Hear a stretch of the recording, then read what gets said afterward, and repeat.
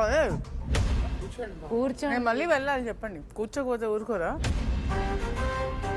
Time ఎంత అయింది కదా, ఈ రోజు అంటే ఎలా ఉంది, రేపటి నుంచి షెడ్యూల్ ఎలా ఉండదు. నేను అక్కడ వచ్చి అరగంట కూర్చున్నాను, అప్పుడేం చేశారు మీరు? లేట్ అవుతుందో తెలీదా మీకు? ఒక నిమిషం, మీరు ఇలా మాట్లాడితే నేను వేరే ఇలా మామూలుగానే మాట్లాడండి. నేను అక్కడ వచ్చి హాఫ్ అన్ అవర్ కూర్చున్నాను కదా. హాఫ్ అన్ అవర్ ముందు కంటే మేము 2 hours. గుడ్ మార్నింగ్ సాంగ్ తర్వాత 15 minutes రెడీ అయ్యి నేను ఇక్కడికి వచ్చా. మీరు ఇక్కడ లేరు, అసలు కుకింగ్ టీం ఎవరు లేరు. నేను అందుకే చెప్తున్నాను, ఇప్పుడు గొడవ పడాలని ఎవరు చెప్పట్లేదు. కుకింగ్ టీంలో నేను ఒక్కదాన్నే లేదు, ఇంకా ముగ్గురు కూడా ఉన్నారు. మీరు మెయిన్ షెఫ్ అని నేను చెప్పినప్పుడు మీరు వాళ్ళకి చెప్తే వాళ్ళు చేసేస్తారు. మీరు కూడా మార్నింగ్ లేవగానే ఎంత రేషన్ ఏంటని అక్కడ పెట్టేసేయండి.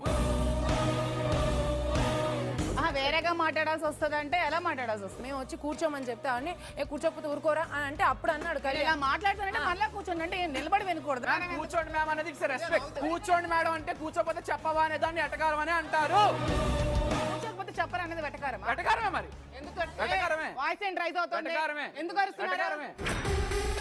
నేను ఇక్కడ గంట కూర్చున్నప్పుడు మీరు లేరు, కానీ నేను మీరు వచ్చినప్పుడు మాత్రం అందరూ వచ్చేయాలి. హలో, చెప్పారు కర్రీ వేయాలని. సరిగ్గా మాట్లాడండి. సరిగ్గానే మాట్లాడాలి. ఏంటి మాట్లాడండి. మాట్లాడండి.